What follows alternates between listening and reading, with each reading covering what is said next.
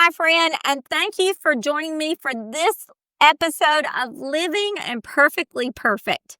I am so glad you're back with me.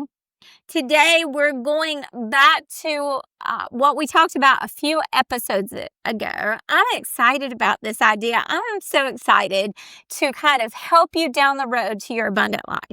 And I feel like this is a step in that direction.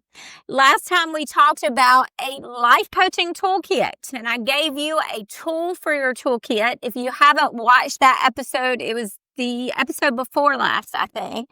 And in that, we talked about how it is so important that you have a vision for your life. The Bible says that without a vision, people perish. And what they found is without a vision, we tend to just kind of go off in chaos and our life has no clear-cut direction and we don't get where we want to go. So I challenged you in that episode to write out a vision for your life. We talked about the different areas that you could use. Go back to that episode, see those different areas. It was like relationships, family, finances, health, occupation, all those different areas. If I were to give you a magic wand and say you can make your life look any way you want it to, then how would it look? And then you jot down how it would look in each of those areas, and that starts forming your vision. Then we talked about how it was necessary to go a step further then, and either do a vision narrative or a vision board. We talked about how my vision board is right behind me, and I've just kind of cut things out of magazines, and now I've got a picture that I look at every day as I'm working toward my abundant life and my vision. So I want you to do the same. If you haven't already done that, go back to that episode, check it out, and write your vision out. Now that you have your vision, now we move to step number 2. Today we're talking about something that I think is really important. It's kind of dear to my heart, y'all, to tell you the truth. It's dear to my heart because I have used what I'm going to teach you about today so successfully, and I want to share it with you. So what we're talking about today, now that you've got your vision, if you don't, go back and do it, but you will have it soon, then we're going to start figuring out how to move that vision from the paper to your life, how to see it evolve, how to see it manifest in your life. And one of the tools, second tool for your toolkit, is affirmations. The Bible talks about how important our words are. It says that our words have power over life and death. And y'all, that is a fact. And sometimes we don't even know that, how important what we say, the words that we say are. Today, we're talking about kind of channeling those words into affirmations that you say every morning. So you're speaking your vision into existence. And it might sound crazy to y'all, but I promise you it really works. So my story from my life, some of you have heard my earlier story about how I was anorexic. I was diagnosed with anorexia at around 11. And I had it until I was 15. And anorexia, if you don't know, it's when you kind of starve yourself to death. And I can remember, I think I weighed very little, probably 30 or 40 pounds less than I weigh now. And I think I'm pretty skinny now. But I was so skinny then. My parents, I went to the doctor who kind of diagnosed me. They sent me to a psychologist. And I began to get counseled every week. And every week I remember he threatened to hospitalize me. He weighed me every time. And he kept threatening me if I was not a particular weight, I would go into the hospital soon and be fed, like tube fed. That was not pretty, y'all. So I would do crazy things. Like I would load, back then we had these necklaces that you wore tons of. I can't even remember what they're called now, but I would just pile those on me. I'd put them in my pockets. I'd wear them all around me so that I would weigh enough. It was really crazy. It was a crazy disease. And I thank the Lord. My parents carried me to a healing service. And even my psychologist told me later that a lot of my healing was my parents' faith, the words that they said. But that's kind of off on a rabbit trail. So as I was getting better, and I did begin to get better, by the time, like I told you, I was 15, I was fully cured. But this was probably when I was about 13. I was still sick, pretty sick. And part of that disease is you want to be perfect. So I would study like crazy. I would like write a paper and I'd look every word up, trying to find a bigger word for it. I mean, I would do crazy things. Have a good vocabulary for writing as a result, maybe. But I did that for several years. And as a result, I was really good academically. So I had one of the highest GPAs in the school.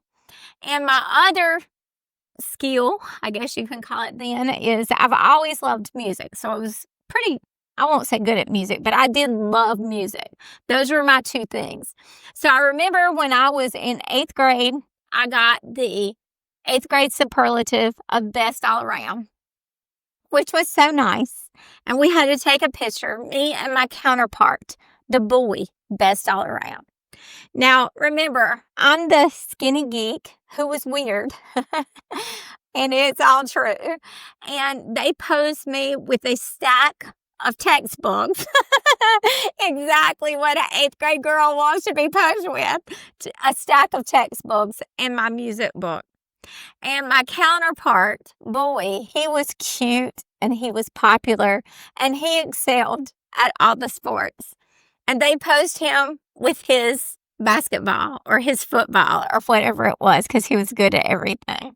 Here we were, geek and Mr. Popular. And I can remember that picture so vividly because he did not want to stand next to me. And I don't blame him. At that time, I couldn't get a date if I tried, and I wasn't trying to date him at all at that point. But I can remember from that time thinking, why don't I have a boyfriend? And everybody around me has a boyfriend. So I don't know if it was because of my psychologist or if I came up with this on my own, but I wrote out affirmations for my life. The things that an 8th grade girl would want. And I wrote, I am popular. I have a lot of friends. I am pretty, and I am healed, and I listed all these things. It was a page long of these. I framed it, and I put it beside my mirror in my bedroom. So when I got ready, I would say those things, I would read those things, and I would believe those things every morning. So past some times, I told you I was healed by the time I was 15. By 15 and a half, I had made cheerleading. Now, if you knew my daddy, he was a Baptist preacher who never let me wear shorts until high school or go to dances. I had no coordination. It was an act of God, truly, that I made cheerleading. But I made cheerleading. By my senior year, I was cheerleader, student body president, homecoming queen. Now, remember, y'all, through this whole time, I'm saying my affirmations. And that cute boy from 8th grade who I know thought I was gross, he didn't even want to be in the picture with me. He was one of the two popular boys who asked me to the prom by my 12th grade year. Now, why is that? It's because there is power in the words that you speak out loud. That's why it is so important that you watch what you say. If you're going to say something negative about yourself or anybody else, it's so important to just zip your mouth. You do not want to speak something into existence that's not in your vision. So this is what I want you to do. Let me tell you a little bit from, before we go to that, from a science perspective, why affirmations are so important. Y'all know we've been talking about neural networks, and the words that you speak and the thoughts that you think start to form neural networks in your brain. So what you think about the most, what you speak out the most is what kind of forms those networks. Those networks are formed, and they're kind of like not grooves in your brain, but they're connections in your brain that always fire in that same direction. So what you think about, what you speak about, what you believe causes your brain, it believes it, whether it's true or not, and it causes it to repeat that pattern. So what you speak is so important. The thought you think is so important. That's another day, though. So this is what I want you to do. I want you to take your vision board, your vision narrative, or just the things you wrote under each category. And I want you to make affirmations. I want you to start with I am. So you can say, I am popular. I am wealthy. I am financially sound. I am whatever your vision is. I want you to put it into an affirmation. This is so important. Recently, I heard this really cool study. This is an old study. I think it's from the 50s, actually. But it's a study about a scientist who had mice he was using in an experiment. And it's really mean sounding, so I didn't do it. Don't be mad at me. It was this scientist.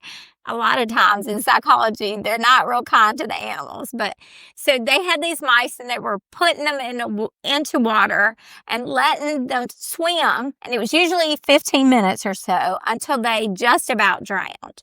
And then the scientists would pull them up out of the water and put them to the side and let them recover.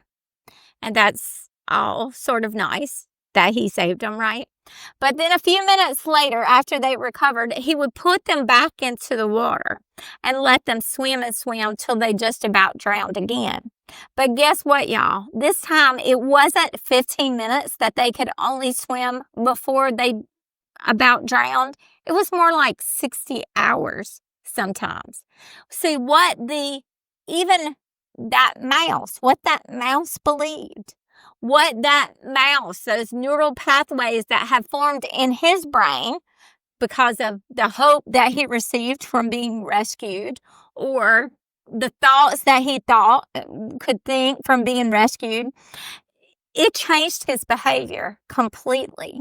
And instead of about drowning after 15 minutes, he could swim and swim and swim and swim because he had formed new thoughts about his own abilities.